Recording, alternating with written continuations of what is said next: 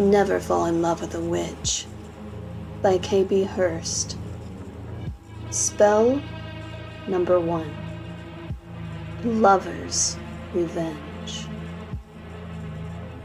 I was in a bad mood. There was little I could do to stop what was happening.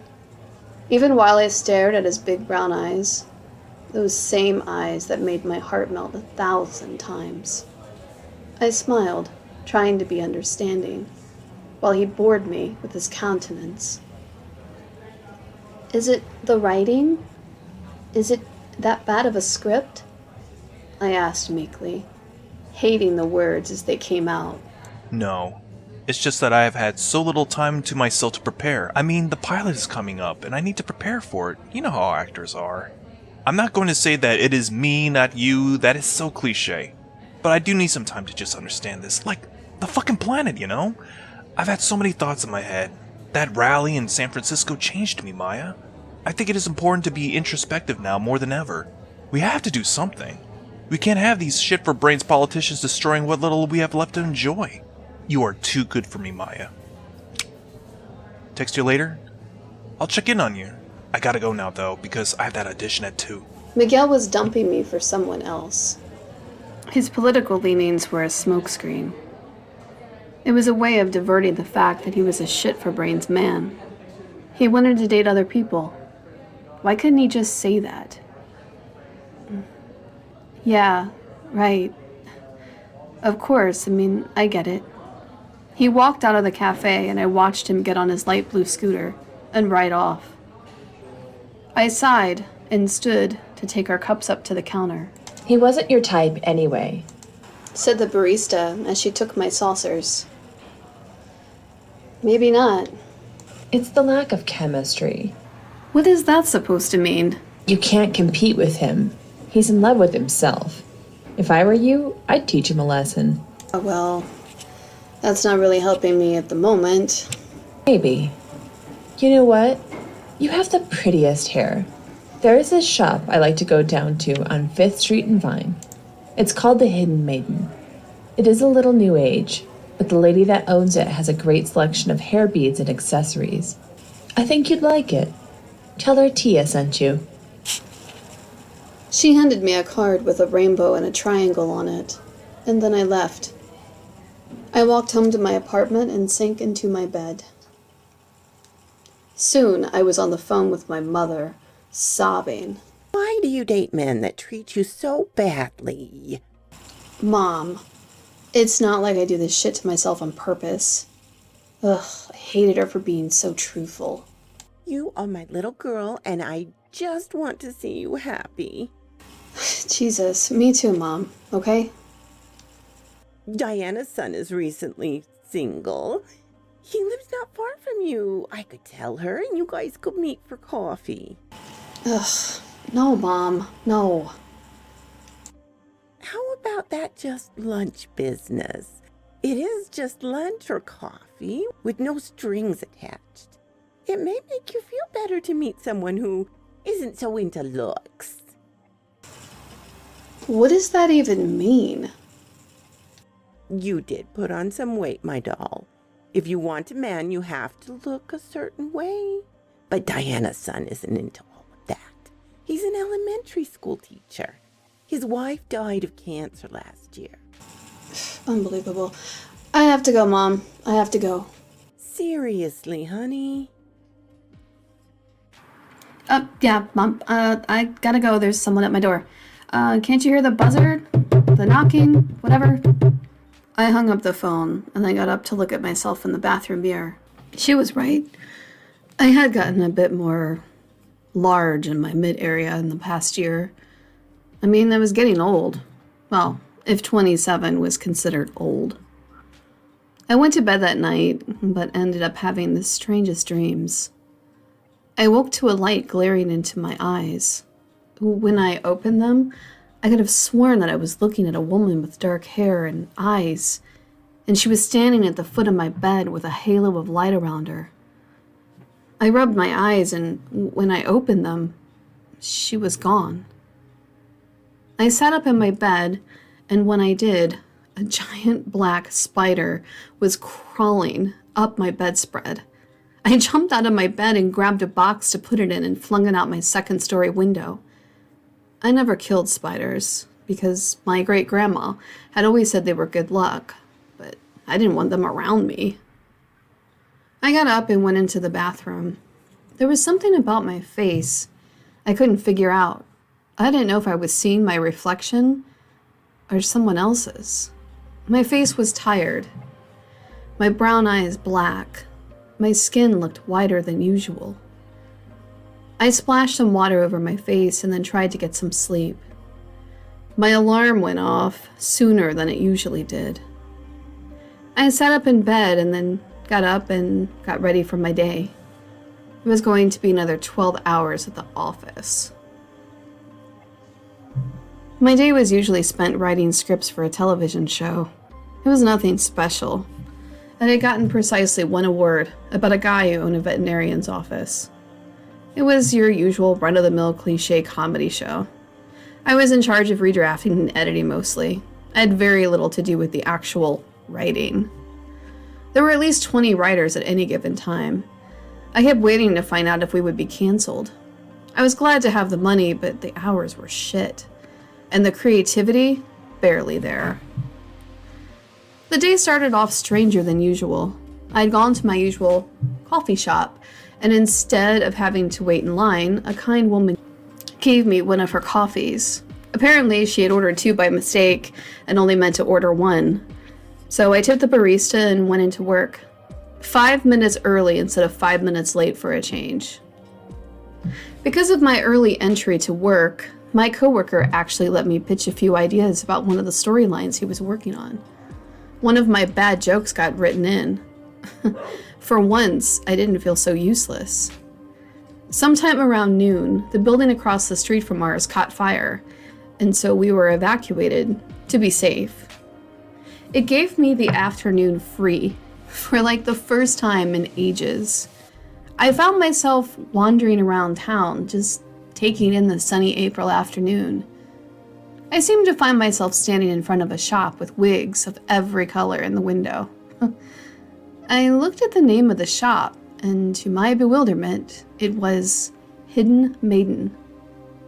Well, wasn't this as cliche as a movie? I went in and looked around. There were numerous wigs, cosplay wear, if you were into dressing up as a vampire, a witch, or maybe steampunk. I found myself looking around, and a tall woman with white blonde hair and a septum piercing came out and greeted me. "Hi, I'm Carrie. Can I assist you with anything?" She had a regal smile on her face. Tia sent me? How I remembered her name was beyond me. I never remembered a name to save my life, but I recalled Tia's name with complete, utter accuracy.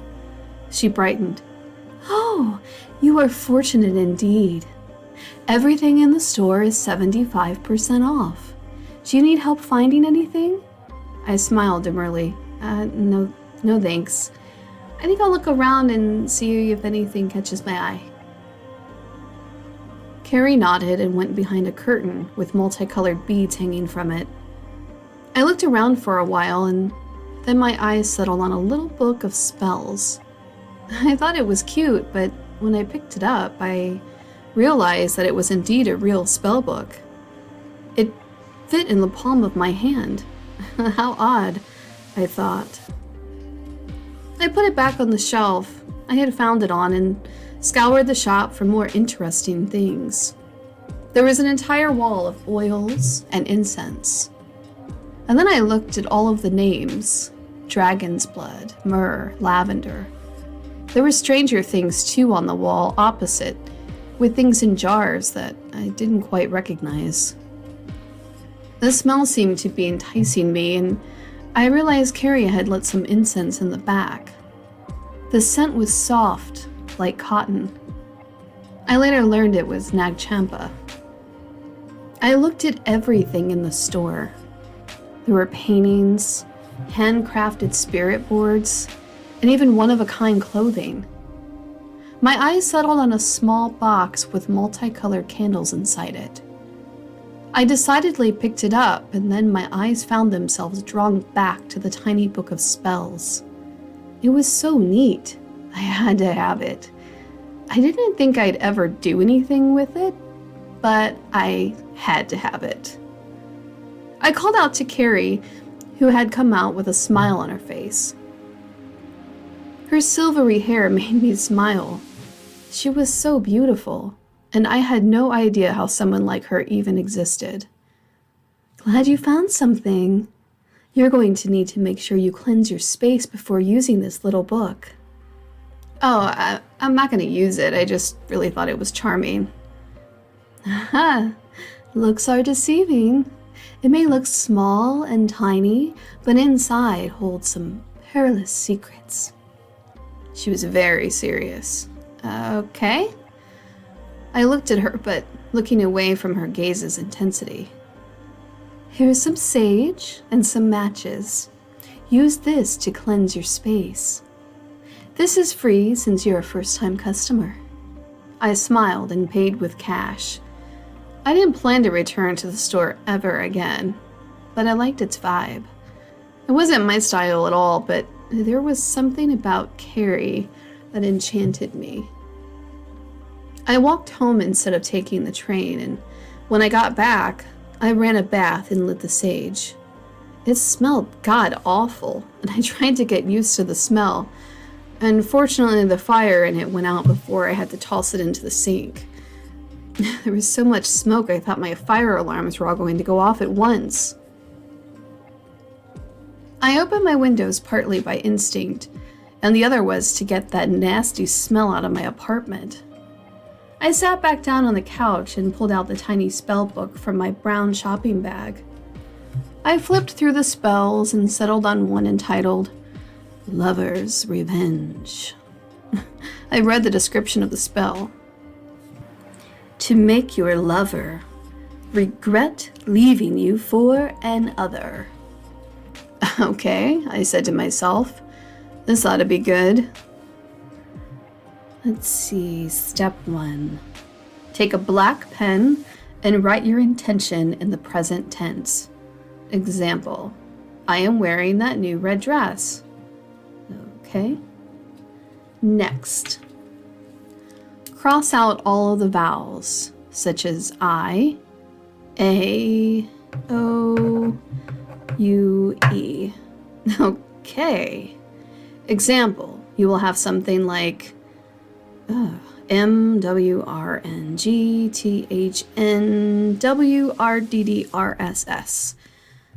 All right, this spell's a little strange. Let's see. Next. Cross out all of the letters with duplicates. Example, you will be left with something like M, G, H. Next, draw a circle, and in the circle, write the leftover letters. Next, prick your finger and dab 3 drops of your own blood on the circle. Ooh. Put it someplace you can see it often. Within 24 hours, you will see the object of your affection. Feel your spell. I sat looking at the spell and laughing and thought, what the hell? I'll try this on my now ex, Miguel. Okay, I thought, what do I want to say? Where was my notepad? Okay. I thought about Miguel, and I thought about what I imagined him doing right now. Or who he was doing. I grew angry. Angrier than I ever had before. I wrote out, Miguel is missing me so much he is in pain. With the letters I had left over, I wrote them out inside the circle. Then I had something that almost resembled something coherent.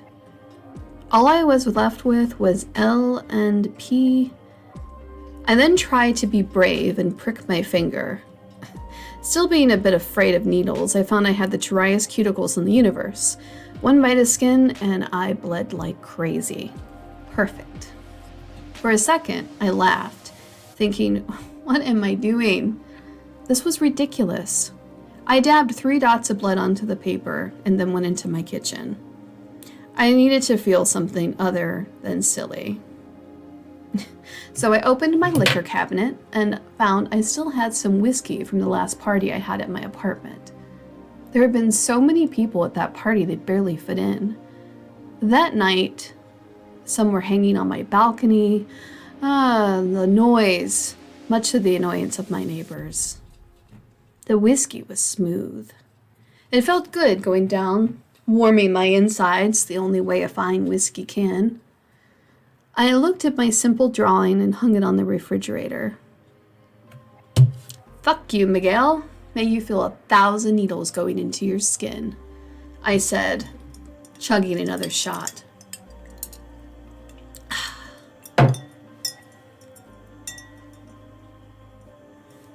I was awoken by the sound of something vibrating in my eardrums. I was irritated by the motion and was sleeping. Apparently half naked on my sofa, one leg thrown over the back and one on my floor. Some sights I must have been to behold. I looked at the number. Someone was calling me. What on earth? It was Miguel's telephone number. I saw I had 6 missed calls. What on earth? Hello? I answered, bewildered. Maya, I had to call you. This late? I asked, looking at the time. It was nearly 4 in the morning. Maybe I meant early.